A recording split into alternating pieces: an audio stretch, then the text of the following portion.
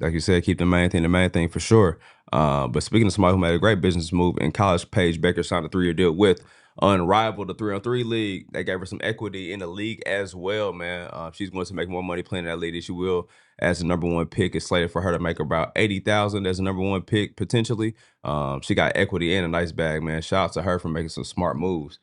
We talk about all the college kids all the time. She suffered a major injury in college and bounced back, won the chip. Now she got a little bit of money in the league, man. I think that's gonna be the next thing for the W. Yeah. I mean, this is basically their summer league, Mm-hmm. so they can play ball all year round in the States. So that's cool, man. I'm glad.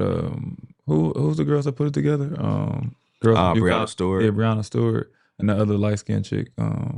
My bad for not remembering your name, but they put that league together. Yeah, defensive college. There we go. Yeah, they put Killer. that league together. And that's a smart move by them.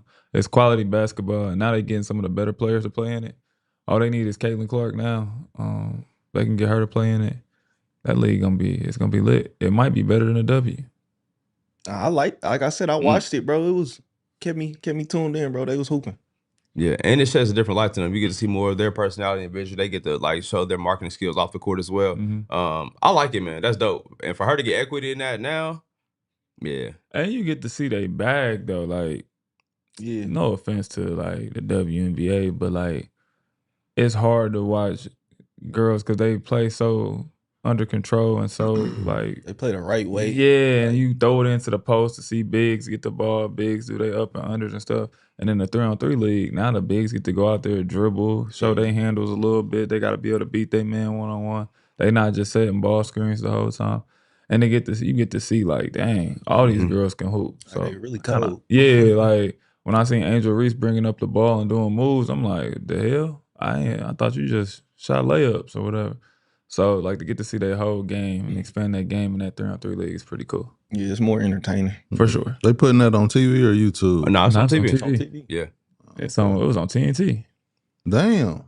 Yeah, they allegedly the first year they grossed about 30 M's from the situation, which is dope because, like you said, some of their biggest names in the W haven't even tapped in yet. Yeah. So this league can definitely grow for sure, man. But shout out to her for getting that. Yeah. Last but certainly not least, man, Iron Man team, all NBA. We got a couple guys who play all 82 games, which I think is crazy. We go through the list, man. You got Jared Allen, Harrison Barnes, Buddy Hield, Mikal Bridges. He'll never take a day off. He ain't never missed a game. Nikhil Walker-Alexander, Jalen Green, Chris Paul, OG play all damn year, man. Turn up. Malik Beasley, Bub Carrington, got Jalen Champagne, last but certainly not least, Jaden McDaniels, man. 82 games is crazy.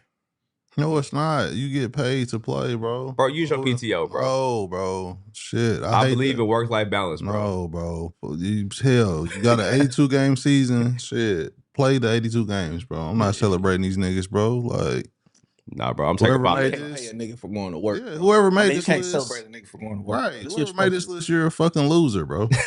I mean, it's tough to do though. It is tough, like staying healthy. If you healthy, play. It's impressive because you ain't get hurt or nothing. That's what I'm more impressed with. Like they ain't roll an ankle or nothing. Like that's impressive. That's pretty. But if you can impressive. play, yeah, bro. And some of these dudes are starters. Yeah. And play like Chris Paul playing that long is impressive. Though. That's crazy. My damn, what's my boy from the Knicks? Mikal Bridges. Like playing 6-7 years straight. That's insane. Never rolled an ankle, thigh contusion, nothing. Bro, take a day off, bro. You deserve it, bro. You play on the Knicks, bro. Tears be running them into the ground, bro. He gets paid a lot of money.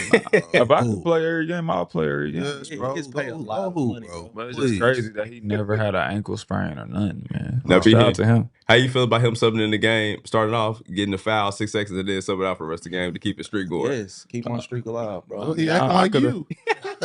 Yes. I could have played. History will remember how I did it, but they'll show that I did it. Full house this morning. We got Bishop in the building, Teague in the building, 520 Mook in the building. Fellas, good morning. How y'all doing? What's happening? Chilling, bro. What's happening? What up? It's a good basketball weekend, man. But first, man, NIL situation. We talked about it on the pod dropping today at 12 p.m. Tap in. But Mook, did you see former Tennessee QB? He held him out at practice, man, saying, if I ain't got what I want, I need a little bit more. I'm about the dough. So he is moving on from Tennessee. I wanted to ask both of y'all this from both sides of it, you guys being players and also being coaches in the situation now. Should we have more emphasis on the people or these agents out here? Because we see a lot of NIL vultures now because this is a new avenue for them to get money. But and making kids make bad decisions. I'm not gonna say make, but influencing them making bad decisions or quick money decisions. Should they be held more accountable in these situations? I mean, yeah, but what can you really do to them? Mm. It's up to the kid and the parents. I really don't see why they need an agent in the negotiation in college. I mean, you can make that choice on your own. You and your parents can work that out. I really don't see why they need an agent at that point. They just, like you said, getting a cut for no reason, really. Shit. Kind of in the league, too. I mean, sometimes the agent can help you in pro, connect little dots, but I really don't see the point in college, bro. Yeah, it's to the point now you got high school agencies for high school kids. Yeah, I don't. For what, bro? What you need an agent for in high school, bro? I mean, to me, I just feel like you got whatever you feel like is good enough for you. Like I think $2 million. I don't know this kid, but I'm pretty sure $2 million is pretty enough money for him to be comfortable in school. But your reps asked you for $4 million. Now you left out to dry. They moved on from you. I'm sure you're gonna get another school. You're a quality quarterback, but like at some point it's like, damn, do I enjoy playing the game? Am I having fun with my teammates? Do I like being here, or is it really about the money? Yeah. Because what if you do that? You try to get the $4 million. They try to give you $2 million. Now, what if your number get lowered now? What they like? Well, ain't nobody about to give you the money you want. We was gonna give you $2 million, but now since you ain't take that now, we gonna give you $1 million now. You know what I'm saying? You might mess up your value if it don't work in your favor. Man, that's what I said last week, bro. All this shit is a joke, man. Doing too much, and it's fucking you up for the future. To me, it can, yeah. These NFL teams is gonna look at you like, man, he's a diva. Yeah. Like, we might not even want to deal with that. You gotta make sure you worth it if you're gonna be doing all that. Yeah. You better be LeBron James or whoever if you're gonna be acting like that. And these people, these reps, and people are not gonna be here if you don't get drafted either. They moving on to the next kid. For sure. Yeah. So interesting counterpoint to that, though, I've been seeing they were just like, well, in this situation, you look at all the last recent high picks in the draft, and especially ones in the pros, they all transferred. Look at the Joe Burrows of people like that. They all transferred. They're like, hey, it ain't wrong to move schools, but now you're in the situation. What if another school just hating on you and want to get you up out that conference? Oh, yeah, we're going to offer you this. All right, never mind. Yeah. Backdoor you. Now you ain't got nothing. Yeah.